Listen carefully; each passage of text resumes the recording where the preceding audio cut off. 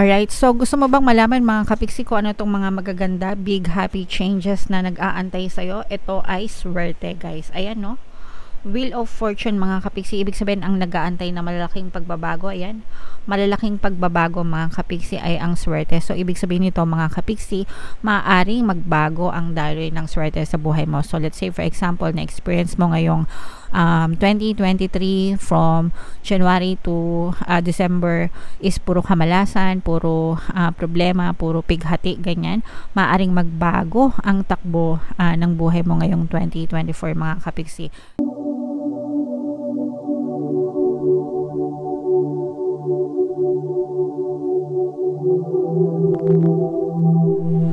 Hello guys, hello Gemini, welcome back to Pinoy Pixie Tarot. Ang pamagat ng episode natin for tonight is monthly Taroscope para ngayong January 2023 para sa Gemini, Sun, Moon, Rising, Sign, and Venus. General reading lang guys, pwede mag-resonate, pwedeng hindi. Combination ng positive and negative energy. Sa dulo ng video guys, magkakaroon tayo ng yes or no pick a card reading. Ito yung deck na gagamitin natin.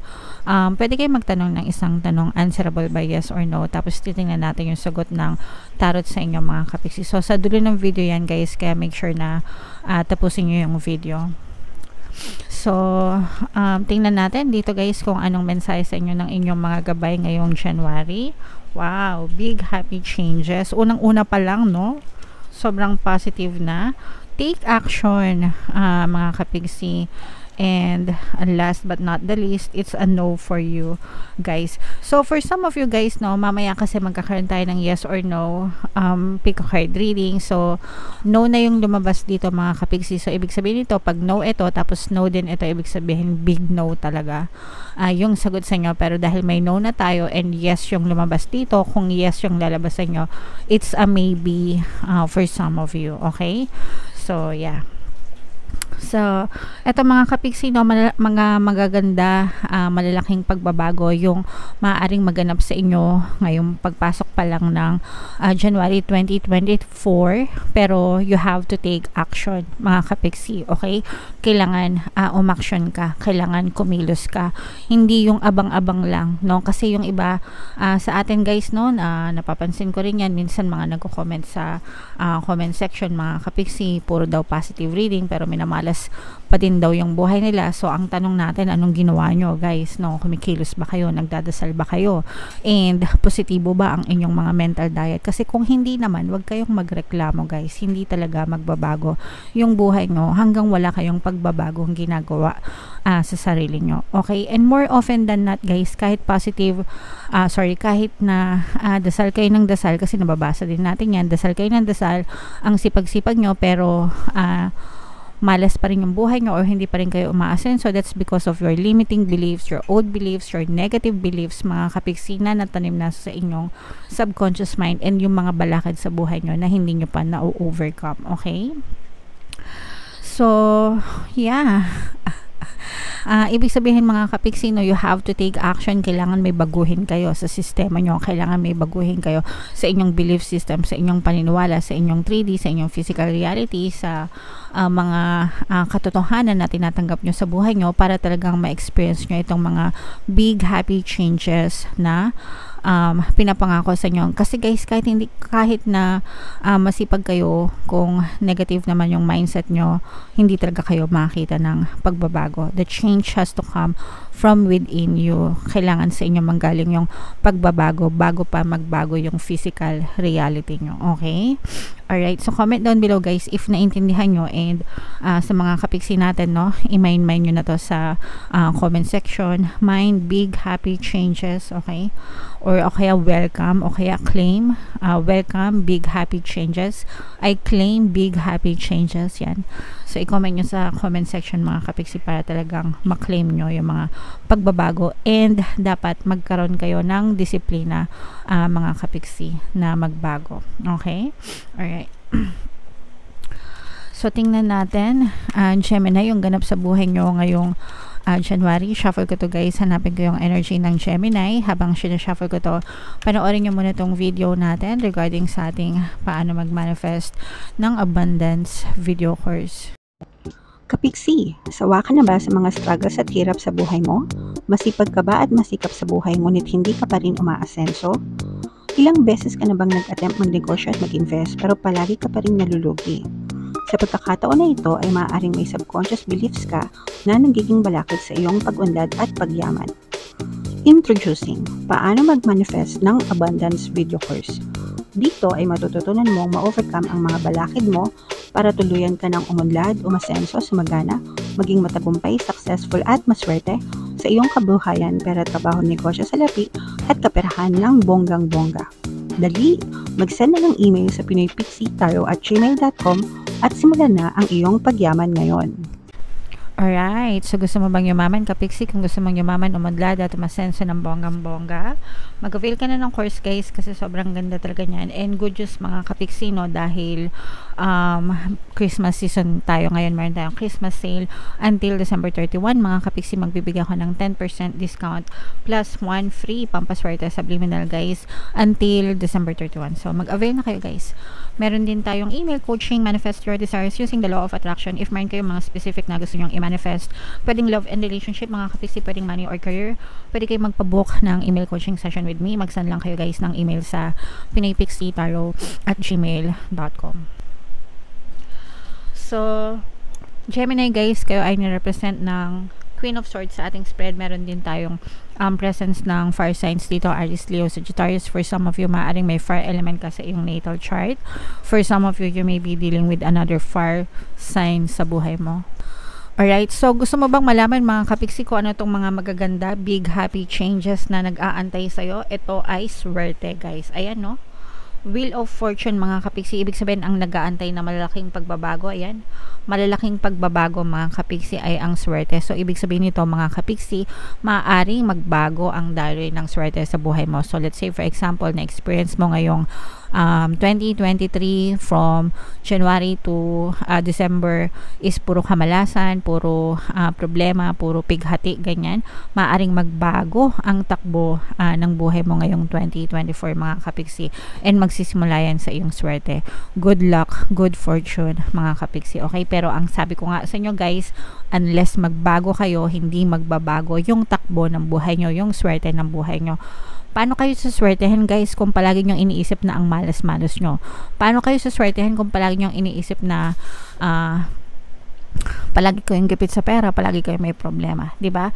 So alisin nyo na yon, burahin nyo na yon sa inyong belief system, and magtanim kayo ng mga bagong belief system, especially pagdating sa luck mga kapiksino. Good luck, good fortune, ang pinaka the best na affirmation na palagi kong sinasabi is swerte ako, swerte ako, swerte ako, swerte ako sa lahat ng aspeto ng buhay ko. Okay, so lahat na yon, as in lahat, overall mga kapiksi. Kaya dapat ugaliin nyo rin na sabihin yon sa sarili nyo hanggang sa unti-unti nyo makita na unti-unting nagbabago yung daloy ng swerte sa buhay nyo. So i-comment nyo na yan guys sa comment section. Swerte ako, swerte ako, swerte ako, swerte ako sa lahat ng aspeto ng buhay ko.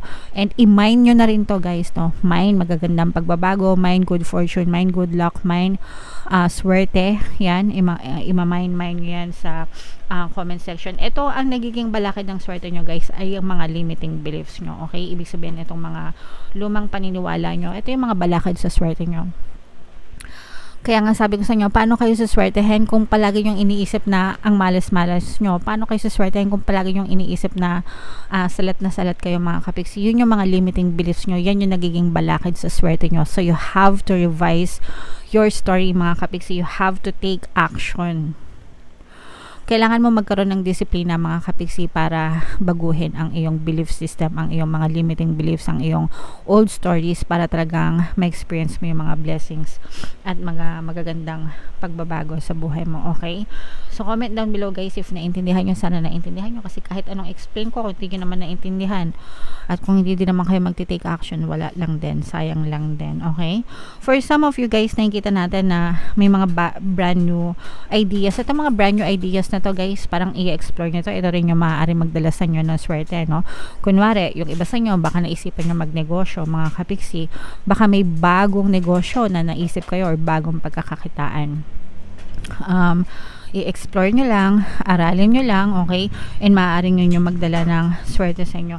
Yung iba sa inyo guys, parang feeling ko nagtatampo kayo, parang nagtatampo kayo sa mga boss nyo. Kung let's say for example nagtatrabaho ka, parang nagtatampo kayo sa mga boss nyo, sa mga amo nyo, kasi parang hindi nila na-appreciate or na-recognize yung mga efforts nyo, mga kapiksi, okay? So, wag nang ganon, guys, kasi the more na nagtatampo kayo, it's a negative emotion, okay? And the more na nagtatampo kayo, the more na nagkakaroon lang kayo ng block sa inyong swerte. Kaya nga, imbis na magtampo kayo, just appreciate what you have, no?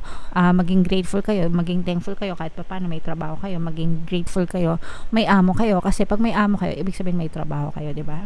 So, i-shift natin ang inyong paniniwala from negative to positive. Ito, guys, no, mga blessing in disguise to. Kasi yung iba sa inyo, guys, talaga naghahanap kayo ng mga solusyon, ng mga sagot sa mga problema na pinagdadaanan nyo. Ayan. And yung iba sa inyo, parang I'm sensing na naghahanap kayo ng malilipatang trabaho. Baka lumipat kayo ng trabaho, baka magkaroon ng movement, baka magpalipat kayo ng team or magpalipat kayo ng department, mga kapiksi. Meron tayong mga nakikitang ganyan. Kung kayo naman ay negosyante, mga kapiksi, parang nakikita ko na baka meron kayong bagong produkto na ibebenta, o kaya papalitan nyo yung negosyo nyo, o kaya baka lumipat kayo ng lugar, no? Baka yung pwesto na to hindi kumikita, konti yung customer. Baka pag lumipat kayo dito sa lugar na to, baka mas maganda yung kita nyo. Pero again, guys, kahit na nasa ang pwesto kayo, nasa mindset lang yan, mga kapiksi, okay? Merong mga liblib na pwesto pero dinadalaw, no? Ng mga customer. Iyon ay dahil sa ganun ka positibo yung may-ari ng negosyo na yun. Whereas meron namang ibang negosyo na kahit na nasa kalsada na, kitang-kita na, nilalangaw pa rin, okay? Dahil yan sa mindset ng nakatayo doon ng owner ng negosyo na yun. Okay? So, yeah. I-mind nyo na yung mga gusto nyong i-mind dito, guys. And sabi ko nga, no, yung mga swerte, mga good luck, mga magagandang pagbabago, yan yung i-mind nyo, mga kapiksi. Alright? So, eto, guys, yung ating yes or no pick a card reading. I-shuffle ko to, guys. Itanong nyo sa isip nyo kung ano yung gusto nyong malaman. Isang question na gusto nyong malaman for January, answerable by yes or no. Pero habang sinashuffle ko to, guys, remind ko lang kayo, excuse me sa boses natin. Sometimes kasi sumasabit, no, namamaos na yung ating boses sa dami na rin ng video natin, mga kapingsi. So, ito, guys, yung sinasabi ko kanina sa lahat ng gusto mag-join sa ating membership program, i-click nyo lang yung join button dito sa video na to, o kaya itong link na to, mga kapingsi. Kapag ka nag-member na kayo, magkakaroon kayo ng access sa mga exclusive videos natin regarding manifestation using the power of your subconscious mind and law of attraction. Alright? So, hinga ng malalim, mga kapiksi. Tapos, itanong nyo sa isip nyo yung tanong nyo. And then, pili kayo ng isang card. Ito yung isang card number 1, card number 2, card number 3. Kung card number 1 ang napili nyo, ang sagot sa tanong nyo ay yes. So, yes and no, no, mga kapiksi. May lumabas na tayo na no kanina. So, yes and no, ibig sabihin nito maybe. Okay? Maybe. Kung ang napili nyo ay number 2, yes din ito, mga kapiksi. So, yes, no, maybe. And then, sa number 3 naman, yes din. So, yes, no, maybe. Puro maybe yung lahat ng lumabas sa inyo, mga kapiksi, kasi meron tayong no na energy kanina. Alright? So, comment down below, Gemini, if feeling nyo naka-resonate kayo. Ito yung ating 2024. Happy New Year sa inyo, guys. Ito yung ating 2024 kapalaran. Kung hindi nyo pa napapanood, panoorin nyo na, super nice, super ganda. And ito naman yung ating success stories ng paano mag-manifest ng abundance video course. Click here to subscribe, mga kapiksi. Thank you for liking, sharing, and subscribing. See you again. Bye-bye!